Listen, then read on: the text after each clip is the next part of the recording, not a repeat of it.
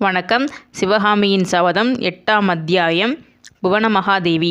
மாமல்லர் தந்தையின் சொற்படி அரண்மனை நிலாமுற்றத்தைக் கடந்து சென்று உள்வாசலை நெருங்கியதும் குதிரை மீதிருந்து இறங்கினார். அங்கே சித்தமாய்க் காத்திருந்த பணியாட்கள் குதிரையை பிடித்து அப்பாலே கொண்டு சென்றார்கள். பிறகு மாமல்லர் விசாலமான அந்த அழகிய அரண்மனைக்குள் பிரவேசித்து தீபம் ஏத்துவோர் தம்மை பின்தொடர்ந்து வருவதற்கு திணறும்படியாக அவ்வளவு விரைவாக நடந்து சென்றார். புதியதாக அந்த அரண்மனைக்குள் பிரவேசிப்பவர்கள் அங்கே குறுக்கு நெருக்குமாக சென்ற நடைபாதைகளில் வழி கண்டு பிடித்து செல்வது அசாத்தியமாயிருக்கும். நரசிம்மர் அந்த பாதைகளின் வழியாக வளைந்து வளைந்து சென்று அரண்மனை அந்தப்புறத்தை அடைந்தார். அங்கே சிற்ப வேலைகளினால் சிறப்படைந்த ஒரு வாசலை அவர் அணுகியதும், "குழந்தாய், வந்தாயா?" என்று உள்ளிருந்து ஒரு குரல் கேட்டது. பல்லவ சாம்ராஜ்யத்தின் பட்டத்தரசியான புவனமகாதேவி அந்தப்புற வாசற்படியில் வந்து நின்றார். அவருடைய கம்பீரமான தோற்றமும் முதிர்ந்த சௌந்தரிய வதனமும் திரிபுவன சக்கரவர்த்தி என்று பல்லவ சாம்ராஜ்யத்தின் பிரஜைகள் அவரை கொண்டாடுவது முற்றும் பொருந்தும் என்று தெரியப்படுத்தின. "அம்மா" என்ற குரலுடன் அருகில் வந்த குமாரனை சக்கரவர்த்தியின் இரு கைகளாலும் அணைத்து கொண்டு, "குழந்தாய், இன்றைக்கு" என்று ஏதோ சொல்லத் தொடங்குவதற்குள் மாமல்லர், "அம்மா, உங்களை ரொம்பவும் கெஞ்சி கேட்டுக்கொள்கிறேன், ஒரு வரம் தர வேண்டும்" என்றார். புவனமகாதேவியின் முகத்தின் புன்னகை அரும்பியது. "வரமா? நல்லது, கேள், தருகிறேன். அதற்கு பிரதியாக நானும் ஒரு வரம் கேட்பேன், அதை நீ தர வேண்டும்" என்று அன்பு கனிந்த குரலில் கூறினார். மாமல்லர், "பிள்ளை அன்னையிடம் வரம் கேட்பது நியாயம். பிள்ளையிடம் தாய் வரம் கேட்பது எங்கேயாவது உண்டா? முடியவே முடியாது" என்றதும் புவனமகாதேவியின் முகத்தில் புன்னகை மறைந்தது. இருவரும் உள்ளே சென்றார்கள். நரசிம்மர் தமது தலையணியையும் ஆபரணங்களையும் எடுத்து வைத்துவிட்டு கால் கை சுத்தம் செய்து கொண்டு வந்தார். பிறகு இருவரும் அந்தப்புற பூஜா மண்டபத்துக்குள் பிரவேசித்தார்கள். அங்கே மத்தியில் நடராஜமூர்த்தியின் திருவுருவம் திவ்ய அலங்காரங்களுடன் விளங்கியது. பின்புற சுவர்களில் சிவபெருமானுடைய பல வடிவங்களும் பாலகோபாலனுடைய லீலைகளும் விதவிதமாக வர்ணங்களில் அழகாக சித்தரிக்கப்பட்டிருந்தன. பூஜையெல்லாம் முன்னதே முடிந்தபடியால் தாயும் மகனும் அந்த திருவுருவத்தை வழிபட்டுவிட்டு வெளியே வந்து போஜன மண்டபத்திற்குள் பிரவேசித்தார்கள். உணவருந்த உட்கார்ந்ததும் புவனமகாதேவி, "குழந்தாய், ஏதோ முக்கியமான செய்தி வந்திருக்கிறதாம். கோட்டை வாசல் எல்லாம் சாத்தியாகிவிட்டதாம். அரண்மனையெல்லாம் அல்லோல கல்லோலப்படுகிறது. எனக்கு மட்டும் ஒன்றுமே தெரியவில்லை. நீயாவது சொல்லக்கூடாதா? பெண்கள் என்றால் மட்டமானவர்கள், அவர்களுக்கு ஒன்றுமே தெரிய வேண்டியதில்லை என்பதாக நீ கூடவா எண்ணம் வைத்திருக்கிறாய்" என்றார். மாமல்லர் உணவு பரிமாறிக் கொண்டிருந்த பணியாட்களை பார்த்துவிட்டு, "அம்மா சாப்பிட்டானதும் மேல் மாடத்துக்குப் போய் எல்லா விவரங்களும் சொல்கிறேன். ஆனால் ஒன்று மட்டும் இப்போதே கேட்டுக்கொள்கிறேன். இனிமேல் தினந்தோறும் நான் வந்த பிறகுதான் தாங்கள் இராப்போஜனம் செய்வது என்று வைத்து கொள்ளக்கூடாது. அந்த வழக்கத்தை இன்றோடு நிறுத்திவிட வேண்டும்" என்றார். சக்கரவர்த்தினி குமாரனை அன்பு ததும்பிய கண்களால் பார்த்து புன்னகை புரிந்தார். ஆனால் மறுமொழி ஒன்றும் சொல்லவில்லை. காஞ்சி அரண்மனையில் பகல் போஜனம் ராஜரீக சாம்பிரதாயங்களுடன் ஆடம்பரமாய் நடப்பது வழக்கம். பெரிய சாம்ராஜ்ய உத்தியோகஸ்தர்கள், அந்நிய நாடுகளிலிருந்து வந்த பிரமுகர்கள், சிவனடியார்கள், வைஷ்ணவ பெரியார்கள், பிரசித்தி பெற்ற கலைஞர்கள், தமிழ் கவிஞர்கள், வடமொழி பண்டிதர்கள் முதலியோர் விருந்தாளிகளாக அழைக்கப்படுவது உண்டு. எனவே பகல் போஜன நேரத்தில் அரண்மனைவாசிகள் ஒருவரோடொருவர் அளவளாவுதல் இயலாத காரியம். மற்றும் பகல் நேரமெல்லாம் சக்கரவர்த்தியும் குமாரரும் ராஜரீக காரியங்களில் ஈடுபட்டிருப்பார்கள். எனவே தாயும் பிள்ளையும் சந்திப்பதற்கு இராப்போஜன நேரத்தை சக்கரவர்த்தினி திட்டமிட்டு செய்திருந்தார். அதற்கு பிறகு அரண்மனை மேல் உப்பரிகையின் நிலா மாடத்தில் அவர்கள் 3 பேரும் சந்தித்து பேசுவது வழக்கமாயிருந்தது. இன்றைக்கு சாப்பாடு ஆனதும் தாயும் புதல்வனும் மேல் உப்பரிகைக்கு சென்று நிலா மாடத்தில் அமர்ந்திருந்த பளிங்கு கல் மேடையில் அமர்ந்தார்கள். பால் நிலாவில் மூழ்கியிருந்த காஞ்சி நகரமானது அன்றிரவு என்றுமில்லாத அமைதி பெற்று விளங்கிற்று. நரசிம்மவர்மருடைய மனம் அந்த நகரின் கீழ்கோட்டை வாசலுக்குச் சென்றது. இப்போது அந்த கோட்டை வாசலை கடந்து ஒரு சிவிகை போய்க் கொண்டிருக்கும். அந்த சிவிகையில் ஆயனரும் அவர் மகளும் அமர்ந்திருப்பார்கள்.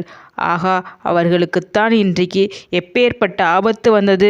மத யானையின் மீது வேல் எறிந்து அவர்களை காப்பாற்றிய வீரன் யாராக இருப்பான்?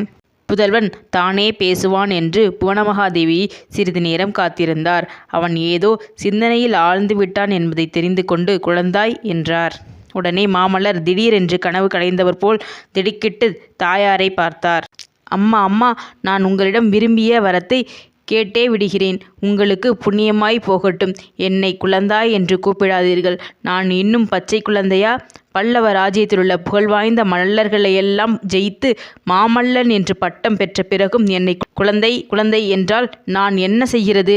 அப்பாவோ இன்னும் என்னை தொட்டிலில் கிடக்கும் குழந்தையாகவே எண்ணி நடத்துகிறார். உங்கள் 2 பேருக்கும் இடையில் நான் அகப்பட்டு கொண்டு அதற்கு என்ன செய்யலாம்? பெற்றோர்களுக்கு மகன் எப்போதும் குழந்தைதான் என்ற குரலை கேட்டு தாயும் மகனும் திரும்பி பார்த்தார்கள். அவர்களுக்கு தெரியாமல் மகேந்திர சக்கரவர்த்தி பின்னால் வந்து நிற்பதை தெரிந்து கொண்டு இருவரும் பயபக்தியுடன் எழுந்து நின்றார்கள். மகேந்திரர் பளிங்கு மேடையில் அமர்ந்ததும் புவனமகாதேவியும் மாமல்லரும் உட்கார்ந்தார்கள். தேவி, குழந்தை ஏதாவது சொன்னானா என்று சக்கரவர்த்தி கேட்டார். இன்னும் ஒன்றும் சொல்லவில்லை. என் பேரிலும் உங்கள் பேரிலும் குறைதான் சொல்லிக் கொண்டிருந்தான். குறை சொல்லாமல் வேறு என்ன சொல்லட்டும் அப்பா? பல்லவ ராஜ்யத்தில் அந்நியர் பிரவேசித்த செய்தி கிடைத்த பிறகும் நான் வெறுமனே கையை கட்டி கொண்டு உட்கார்ந்திருப்பதா? சேனாதிபதி கலிப்பகையார் சேனை திரட்டுவதற்குள் கலியுகமே முடிந்துவிடும் போலிருக்கிறதே. இத்தனை நேரம் நமது சைன்யம் போருக்கு கிளம்பி இருக்க வேண்டாமா என்று கொதித்தார் மாமல்லர். பல்லவ ராஜ்யத்தில் அந்நியர் பிரவேசித்திருக்கிறார்களா? இது என்ன என்று புவனமகாதேவி வியப்பும் அவநம்பிக்கையும் தொனிந்த குரலில் கேட்டார். ஆம் தேவி, அற்ப சொற்பமாக பிரவேசிக்கவில்லை. பெரும் படைகளுடனே திடீரென்று பிரவேசித்திருக்கிறார்கள். பல்லவேந்திரா, மந்திர ஆலோசனை சபையில் நான் மட்டும் வாயை திறக்காமல் இருக்க வேண்டும் என்று ஏன் கட்டளையிட்டிருக்கிறீர்கள்? எல்லாரும் ஏதோ பேசிய போது என் மனம் கொதித்த கொதிப்பை மிகவும் முயன்று அடக்கி கொண்டிருந்தேன். மாமல்லரின் பேச்சை மறுத்து சக்கரவர்த்தி தமது பட்டமகிழ்ச்சியை பார்த்து சொன்னார். தேவி, நரசிம்மன் இன்னும் குழந்தையாகத்தான் இருக்கிறான். வந்திருக்கும் யுத்தம் எப்பேற்பட்டதென்பதை அவன் அறியவில்லை. 2 பேரும் கேளுங்கள். வாதாபி மன்னன் புலிகேசி பெரும் படைகளுடன் துங்கபத்திரை நதியை கடந்து நமது ராஜ்யத்துக்குள் பிரவேசித்திருக்கிறான். அவனுடைய சைனியத்தில் லட்சக்கணக்கான வீரர்கள் இருக்கிறார்களாம். ஆயிரக்கணக்கில் யானைகள் இருக்கின்றனவாம். பெரிய காளைகள் பூட்டிய 100கணக்கான வண்டிகள் தொடர்ந்து வருகின்றனவாம். 16,000கணக்கான குதிரை வீரர்கள் வருகிறார்களாம். வெகு காலமாகவே புலிகேசி இந்த யுத்த ஏற்பாடுகளை செய்து வந்திருக்கிறான்.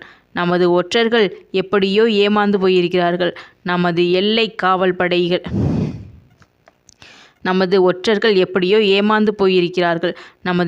காவல் படைகளை புலிகேசியின் இராட்சச சைதன்யம் வெகு சீக்கிரத்தில் முறியடித்து விட்டு அதிவேகமாக முன்னேறி வருகிறதாம். அந்த சைனியத்தை தடுத்து நிறுத்துவதற்கு வேண்டிய படைபலம் தற்போது நம்மிடமில்லை. ஆங்காங்குள்ள நம் படைகள் பின்வாங்கி வந்து கொண்டிருக்கின்றன. பல்லவ ராஜ்யத்துக்கு வந்திருக்கும் அபாயம் மிகப்பெரியது. ஆனாலும் நெற்றிக்கண்ணை திறந்து திரிபுரத்தை எரித்த பினாகபாணியின் அருளினால் முடிவில் நமக்குத்தான் வெற்றி கிடைக்கப் போகிறது.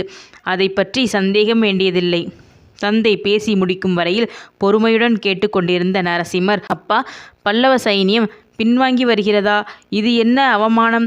இப்போது எனக்கு அனுமதி கொடுங்கள் அப்பா. நம்மிடம் தற்சமயம் ஆயத்தமாயிருக்கும் படைகளை அழைத்து கொண்டு புறப்படுகிறேன் என்றார். பொறு நரசிம்மா, பொறு. பல்லவ சைனியத்தை நீ நடத்தி செல்லும்படியான காலம் வரும். அதுவரையில் பொறுமையுடன் நான் சொல்வதை கேட்டுக்கொண்டு நட. இன்றிரவு ஒரு முக்கியமான வேலை இருக்கிறது. என்னுடன் வருகிறாயா? கேட்க வேண்டுமா? வருகிறேனப்பா. தேவி, நரசிம்மனை இன்று முதல் நான் குழந்தையாக நடத்தப் போவதில்லை, சகாவாகவே நடத்தப் போகிறேன். மந்திராலோசனைகளில் கலந்து கொள்ளும் உரிமையையும் இன்று முதல் அவனுக்கு அளிக்கிறேன். நீயும் இனிமேல் அவனை குழந்தை என்று அழைக்க வேண்டாம் என்றார் சக்கரவர்த்தி. புவனமகாதேவியை படுப்பதற்கு போகச் சொல்லிவிட்டு தந்தையும் மகனும் அரண்மனையிலிருந்து வெளியேறி சென்றார்கள். இதோட 8வது அத்தியாயம் முடிஞ்சிருச்சு. இதுக்கப்புறம் 9வது அத்தியாயம் விடுதலை. இதை இன்னொரு பதிவில் பார்க்கலாம். நன்றி.